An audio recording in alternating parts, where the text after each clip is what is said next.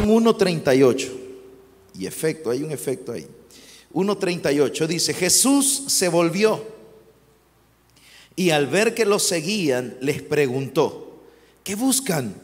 Rabí, ¿dónde te hospedas? Y Rabí significa maestro. Hasta ahí vamos a leer. Padre que estás en los cielos, hemos adorado tu nombre, Señor amado, y eso trae fortaleza a nuestra fe. Y ahora queremos que tu palabra sea un alimento para nuestra vida. Danos poder, unción, revelación y autoridad para compartir tu palabra. En el nombre de Jesús, amén y amén. Tome su asiento, regáleme unos minutos en esta tarde. ¿Qué buscas? ¿Qué pregunta de Jesús? ¿Qué buscas? Estoy convencido que estamos en un momento en donde la iglesia debe buscar a Dios seriamente. No son tiempos sencillos, no son tiempos fáciles, son tiempos complicados. Y la iglesia debe buscar a Dios seriamente, porque será la única manera de poder salir adelante en medio de la tempestad, en medio del torbellino, en medio de las mentiras, en medio de la oscuridad. Iglesia del Camino que está acá reunida esta tarde, quiero decirte algo. Te felicito por estar aquí, porque esto es lo que tenemos que hacer en esta temporada: buscar a Dios con todo nuestro corazón y con todas nuestras fuerzas.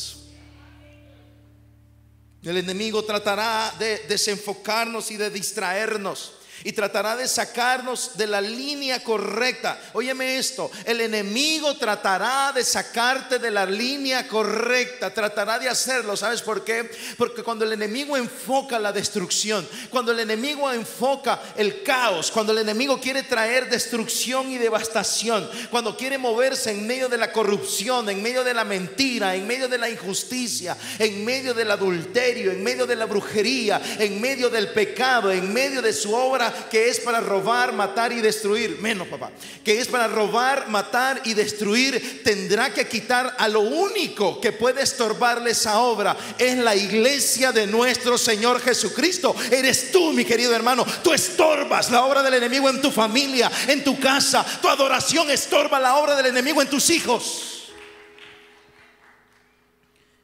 Estorba. Entonces él tratará de sacarte de la ruta, tratará de que no adores a Dios, tratará de que no ayunes, tratará de que no ores, tratará de que no leas la palabra de Dios. Hará lo que sea para lograr ese objetivo, porque sabe que cuando tú oras, cosas van a pasar. No lo dije muy bien. Cuando tú oras, cosas van a pasar. Cuando tú adoras, cosas van a pasar. Cuando tú levantas tus manos, estorbas la obra de Satanás. Por eso tratará de dividirnos, tratará de meternos en conflictos, tratará de amargarnos la vida. Hará lo que sea para que no estés en el lugar correcto, a la hora correcta, el día correcto. Por eso digo esta tarde, debemos buscar a Dios seriamente. No porque sintamos hacerlo. ¿Cuántos sienten ir a trabajar mañana? No levanten la mano, no va a ser que le mire su jefe por la cámara, hermano. Pero va a ir. ¿Verdad que va a ir?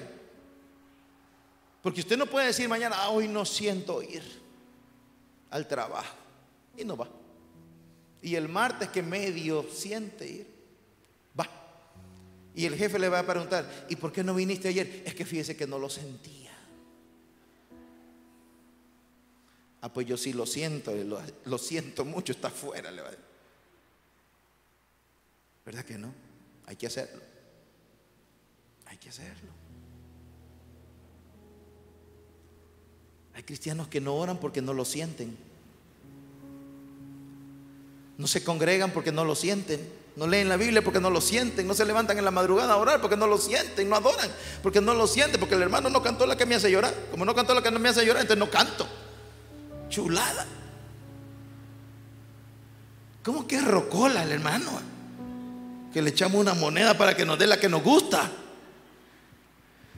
Nos guste o no nos guste la canción, Dios sigue siendo digno de suprema alabanza. Usted adore a Dios con todas sus fuerzas.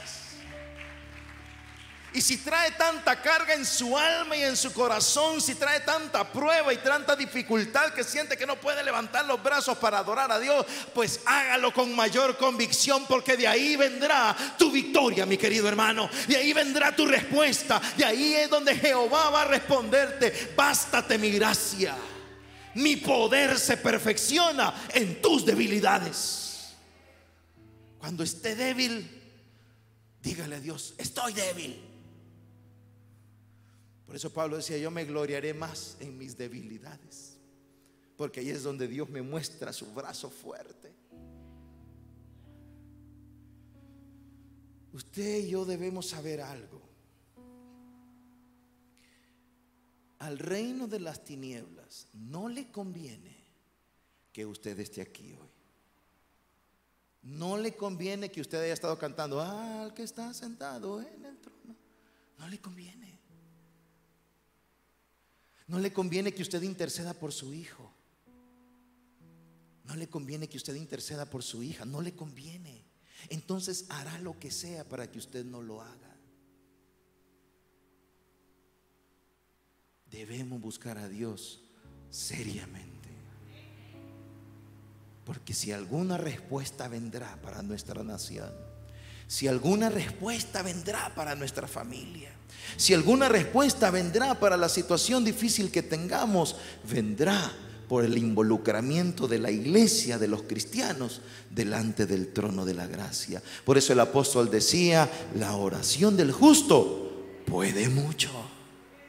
Lo voy a decir otra vez: la oración del justo puede mucho. Lo voy a decir otra vez: la oración de los justos puede mucho, logra mucho, alcanza mucho, trae respuestas. Tu oración es respuesta. Tu oración trae respuestas.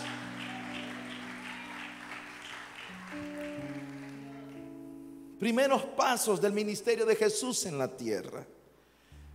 Ministerio temprano de Jesús, el maestro, al punto en el que leímos ahora, estaría ya encaminándose a la región de Galilea, donde pasará los primeros meses de su vida ministerial sobre esta tierra. El ministerio temprano de Jesús en la región de Galilea, alrededor del mar de Galilea.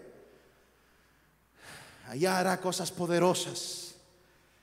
Se establecerá en Cafarnaúm, la aldea de Jesús. Así se le llamó a Cafarnaúm, la aldea de Jesús. Ahí está, en la entrada a Cafarnaúm.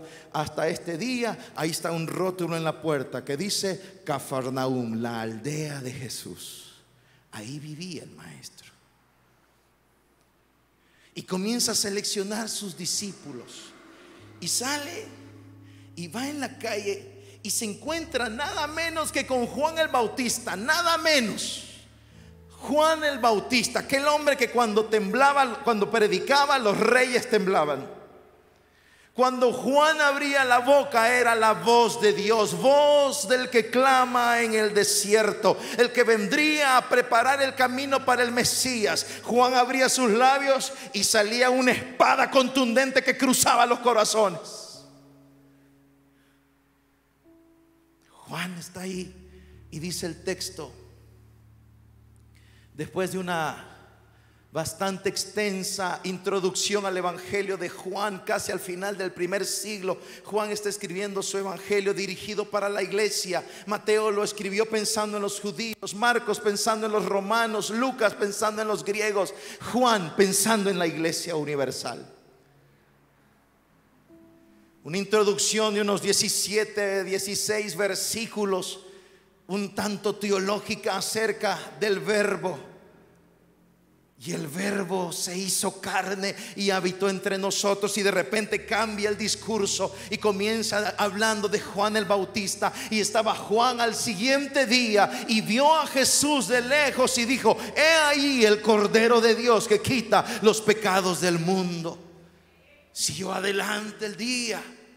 Y luego dice: y al día siguiente estaba Juan con sus discípulos. Juan el Bautista, estaba Juan con sus discípulos. Y Jesús va caminando una vez más. Dios santo, ¿qué sucede cuando Juan el Bautista y Jesús se juntan en el camino? Es una bomba atómica. Una vez más va Jesús caminando y Juan lo vuelve a ver una vez más y vuelve a decir: he ahí el Cordero de Dios.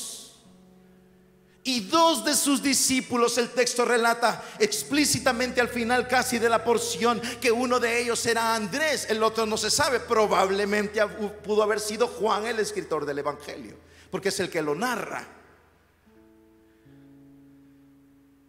Y dos de sus discípulos se desprenden del grupo y comienzan a seguir a Jesús. Jesús sigue caminando y dos de los ex discípulos de Juan el Bautista ahora vienen detrás de Jesucristo. Es la porción que hemos leído. El maestro va caminando y estos discípulos vienen caminando detrás de él. El maestro sigue caminando, los discípulos vienen caminando detrás de él. El maestro sigue caminando, los discípulos siguen caminando detrás de él. Quizá de repente el maestro, de una manera deliberada, comienza a bajar la velocidad de su andar y comienza a escuchar ya los pasos de estos discípulos cada vez más cerca. Está levantándose ya el polvo de la arena, está casi percibiéndolos muy cerca de él. El maestro sigue caminando. Juan el Bautista quedó por allá con sus discípulos. Estos dos ex discípulos de Juan vienen caminando, uno de ellos es Andrés, y vienen caminando. El maestro sigue caminando y de repente se detiene, se da la vuelta y les pregunta: ¿qué buscan? ¿Qué le parece eso? ¿Qué clase de pregunta es esta? Jesús se volvió y al ver que lo seguían les preguntó: ¿qué buscan? Quiero preguntarte algo esta noche. ¿Y usted qué busca? ¿Por qué está aquí hoy? ¿Por qué adoró de la manera como lo hizo? ¿Por qué alzó sus manos de esa manera? ¿Por qué Yesenia se postró hoy acá? ¿Qué buscas? Un poco más de entusiasmo.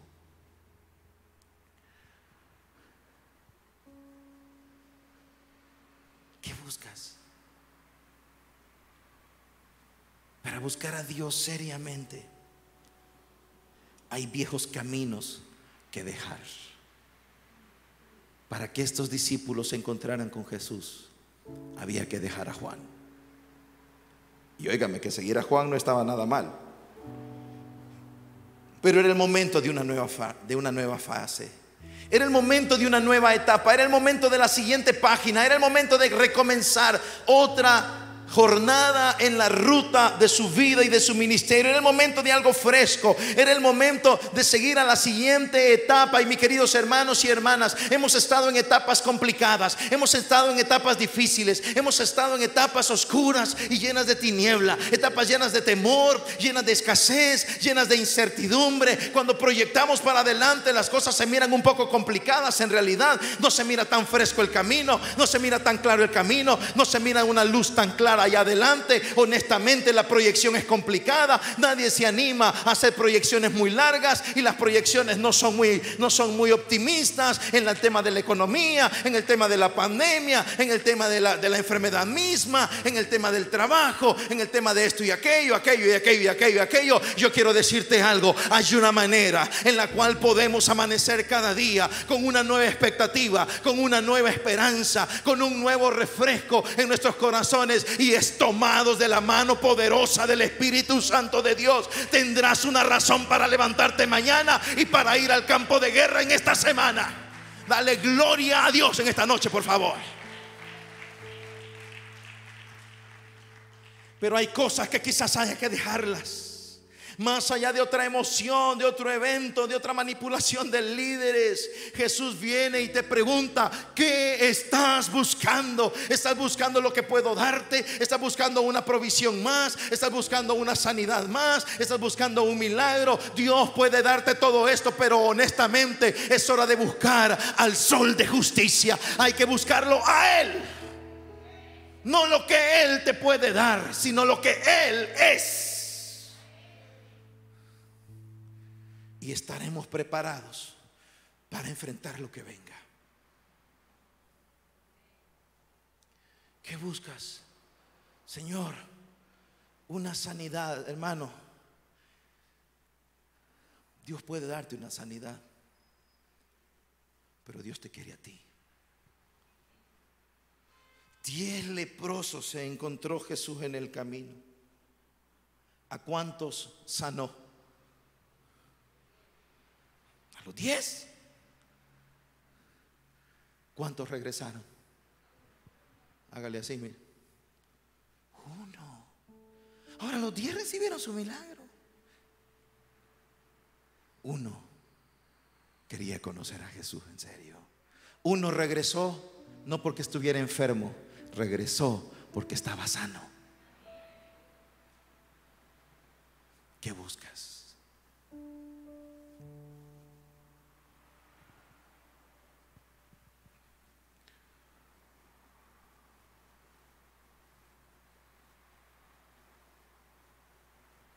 Si queremos buscar a Jesús seriamente, hay viejos caminos que dejar. Pecado, costumbres, hábitos, contactos, programas. Si queremos buscar a Jesús seriamente, hay viejos caminos que restaurar.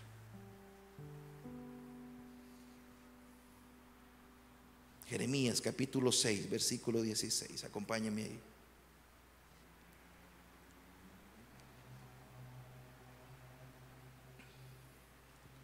Un versículo muy conocido. Jeremías 6, 16.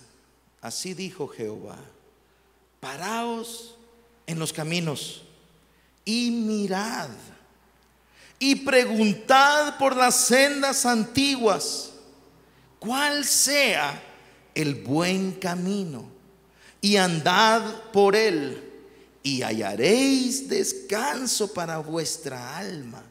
Mas dijeron: no andaremos. El Señor, a través del profeta Jeremías, le está hablando a la tierra de Judá, al reino del sur, y les dicen: ¿saben qué? Deténganse. Párense, no sigan más, se están alejando demasiado. Párense en los caminos, vean dónde están, observen y pregunten por las sendas antiguas. Pregunten por el buen camino, y cuando lo sepan, ahora anden por él. Ahora vamos a encontrar demasiadas ideas que son contrarias a la palabra de Dios, contrarios a los principios de Dios, contrarios a la fe cristiana. Y Dios te dice: cálmate, detente, este camino no está bien. La senda en la que estamos andando debemos estarla evaluando constantemente. Este camino termina en la vida. En este camino el Espíritu Santo me acompaña. En esta manera de vivir, en esta manera de actuar cada día de mi vida, en la manera que estoy manejando mis finanzas, en la manera que estoy manejando mi matrimonio, mi familia, mi fe, mi vida de oración, mi comunión con Dios. Y si te das cuenta que la senda realmente no es la certera, el Espíritu Santo, a través del profeta Jeremías, nos dice: deténganse, pregunten por las sendas antiguas. Hace unos años atrás le preguntaron a Billy Graham, el gran evangelista, un avivador del siglo XX: señor Billy Graham, ¿no siente que los métodos de evangelismo que usted está haciendo están un poco ya atrasados? Que tienen algunos años ya de desfase. Y él contestó: lamento que así sea. Quisiera que mis métodos de evangelismo fueran como los de hace 2000 años.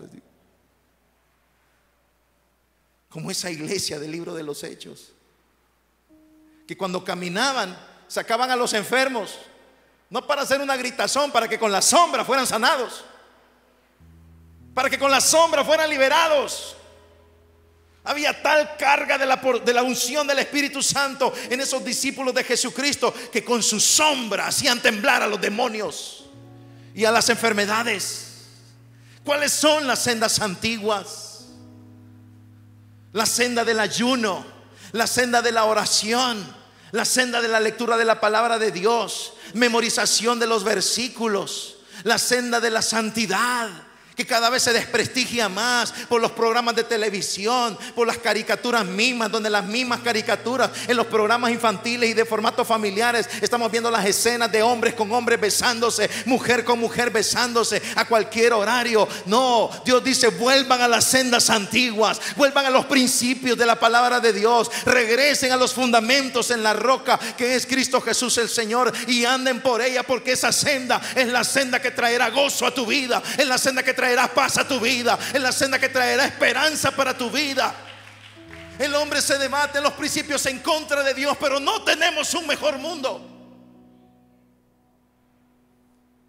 El mundo se debate en los principios liberales, pero no tenemos gente más estable emocionalmente. Como nunca se han multiplicado los problemas de la salud mental. Hoy tenemos más gente en soledad, más gente en depresión, más gente suicidándose y más mujeres golpeadas en su casa. 70% de incremento en la violencia contra la mujer. Se incrementaron los niveles de embarazos en jóvenes y adolescentes. Tenemos un mundo que promueve la liberalidad, pero no tenemos mejores familias. Algo no está funcionando. ¿Qué tal si volvemos a las sendas antiguas mejor? Preguntad, párense en los caminos, pregunten por las sendas antiguas, ¿cuál es el buen camino? Andad por él y entonces hallaréis descanso.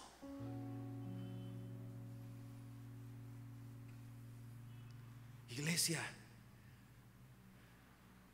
tenemos que buscar a Dios seriamente.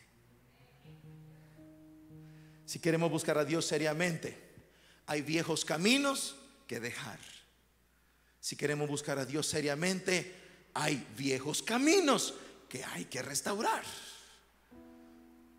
Y por último, si queremos buscar a Dios seriamente, tenemos que habitar seriamente en su presencia.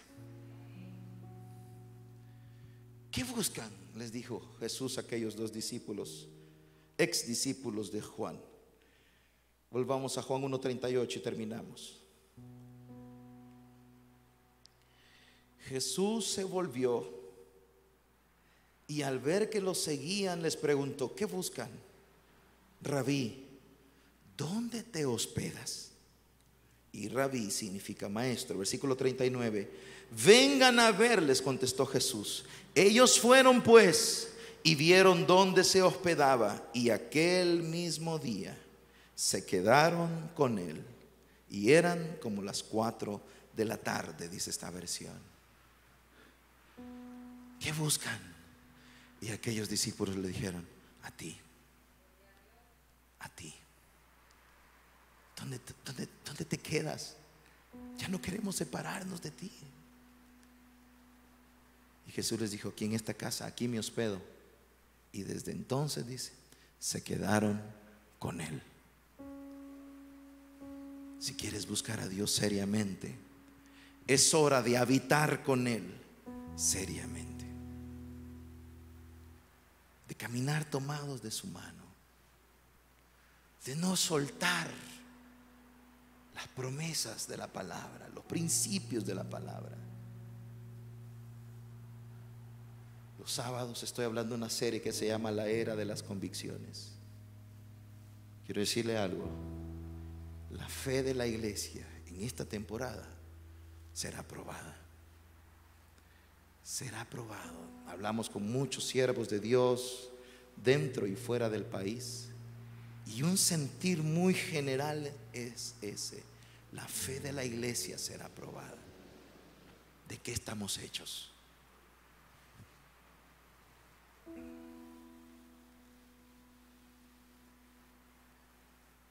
Parémonos firmes en la roca de nuestra salvación, que es Cristo Jesús el Señor, porque eso hará la diferencia. Jesús contó la historia, una parábola de 2 casas. Una estaba sobre la arena, edificada sobre la arena, y vinieron los vientos, y vino la tormenta, y vino la tempestad, y se cayó. La otra estaba edificada sobre la roca, y vino el viento, y vino la tormenta, Y vino la tempestad y se sostuvo. ¿Cuál es el factor común en estas dos edificaciones? ¿Qué es lo común en ambas? En ambas situaciones. El viento, la tormenta y la tempestad. A las dos les llovió duro. A las dos. ¿Cuál era la diferencia? El fundamento. El fundamento. Mire, la tempestad no es la diferencia. Ahora está tronando todo el mundo, hermano. Un hombre entró a mi oficina frustrado y me dijo: ya no creo en Dios, me dijo. Bravo, frustrado, enojado. Ya no creo en Dios, me dijo. ¿Y por qué no cree en Dios? Porque tengo problemas económicos. Y podría decirme que salvadoreño que vive en estos 21,000 kilómetros cuadrados no está presionado económicamente, le dije. Un joven me gritó: me engañaron. ¿Y por qué te engañaron? Me dijeron que cuando viniera Cristo ya no iba a tener problemas. Te engañaron, le dije. Porque Jesucristo dijo: en este mundo tendréis aflicciones. Él nunca prometió que no iban a haber aflicciones. No nos gustan. Yo no oro por aflicciones, y creo que usted tampoco. No hacemos un ayuno de 40 días para que nos mande aflicciones. No nos gustan. Pero Él dijo que habrían momentos de apremio, de tempestad y de dolor. Entonces la diferencia no es esa. La diferencia es lo que el maestro dijo: confiad, yo he vencido al mundo. Y entonces se para sobre la roca, se viene la tormenta y usted sale más fuerte de la tempestad. Eso hace que una casa se sostenga y que la otra se desmorone. El fundamento. Iglesia del Camino, volvamos al fundamento de la palabra de Dios. Volvamos al fundamento de la oración. Volvamos al fundamento del ayuno. Volvamos al fundamento de las madrugadas clamando y orando. Ayer terminamos el servicio, íbamos contentos, Dios se movió. Y cuando puse la radio, oí una predicación de un pastor.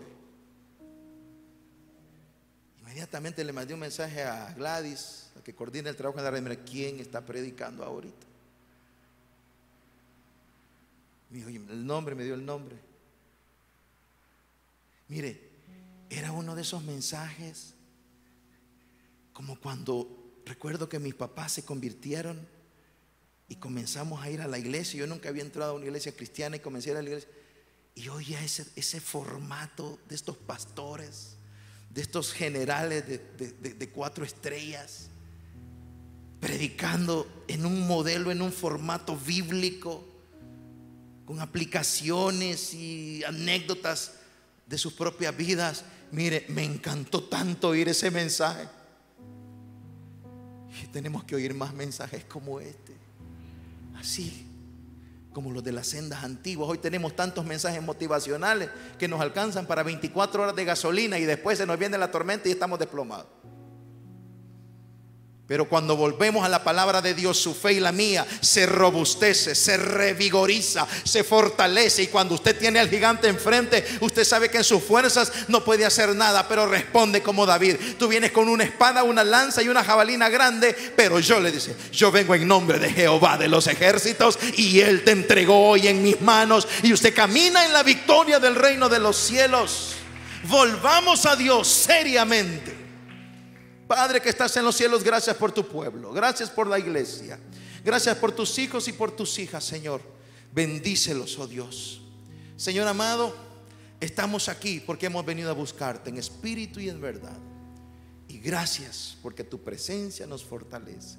Ayúdanos a dejar lo que tenemos que dejar, lo que estorba, el sobrepeso de nuestra alma. Ayúdanos a retomar aquello que hemos dejado y que es bueno para nosotros. Y sobre todo ayúdanos a habitar en tu presencia cada segundo de nuestra vida. Te lo pedimos en el nombre de Jesús. Amén, amén y amén.